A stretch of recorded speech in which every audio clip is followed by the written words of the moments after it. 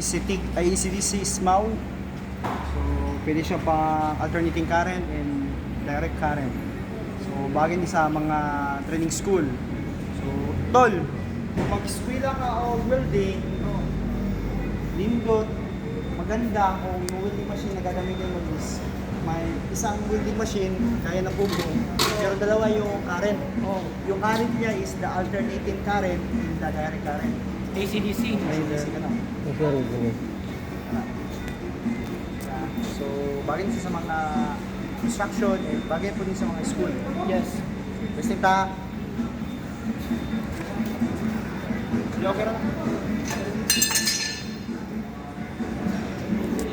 So 718 vertical. So pwede siya sa alternating current, pwede po siya sa direct current. Direct current.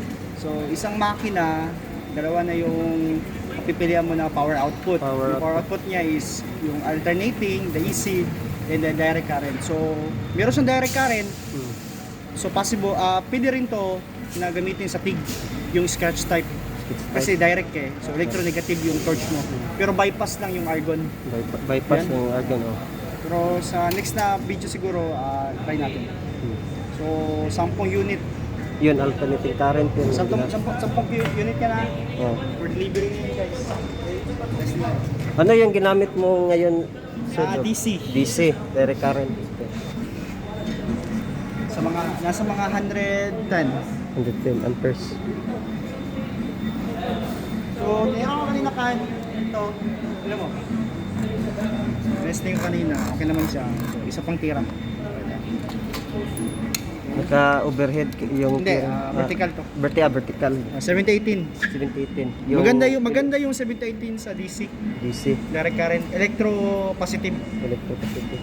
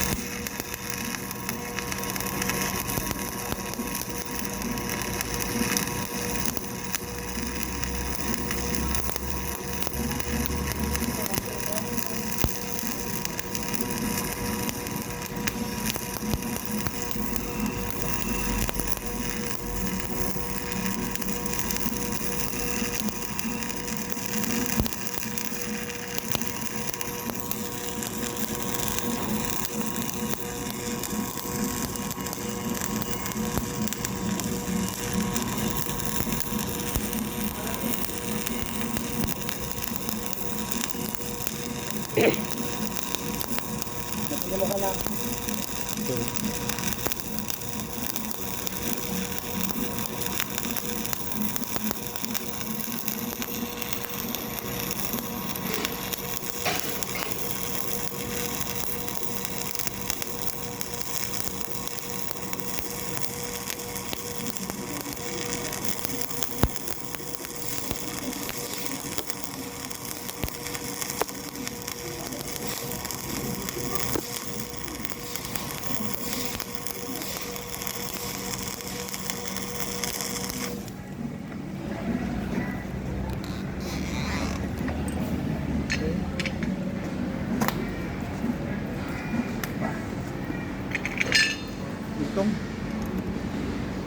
Dugtong.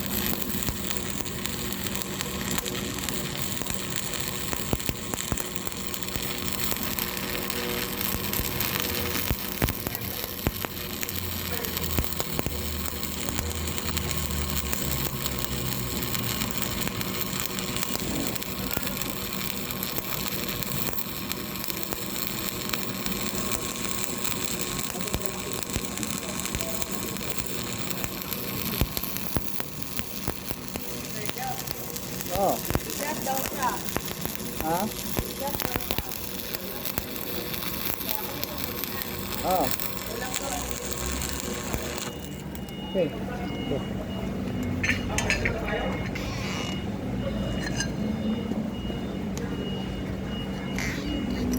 Ay, nilibag man.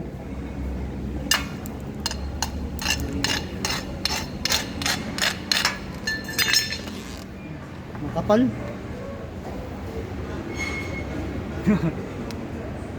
Good tragis yan. Angit yung ano, nasa taas. Isa pa, isa pa. I-stop na or?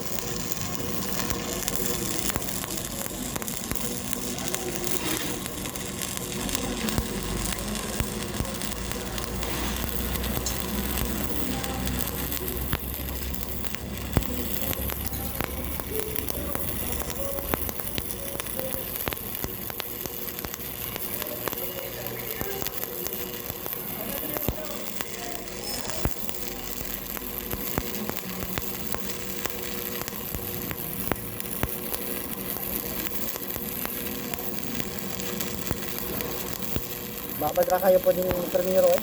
Kan? Babad ra kayo. Buktan na kayo. Medyo baga na siya.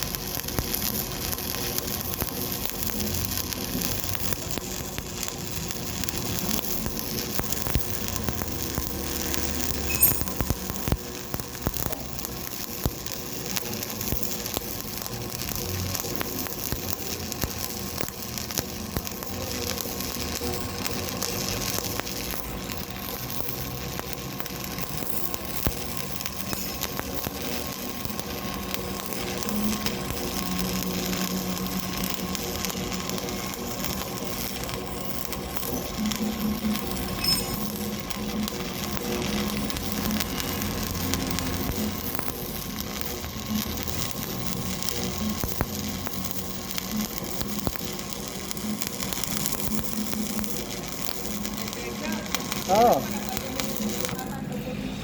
Ha? Walang may condition. Sige, motor ko. Pwede ko na buhatan kayo. Kanya ka lang. Motor ko niya.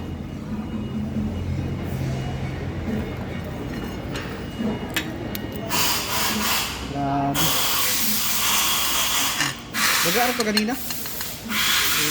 Medyo makapal.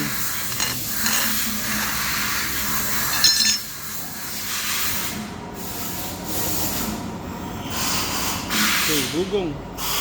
Bugong.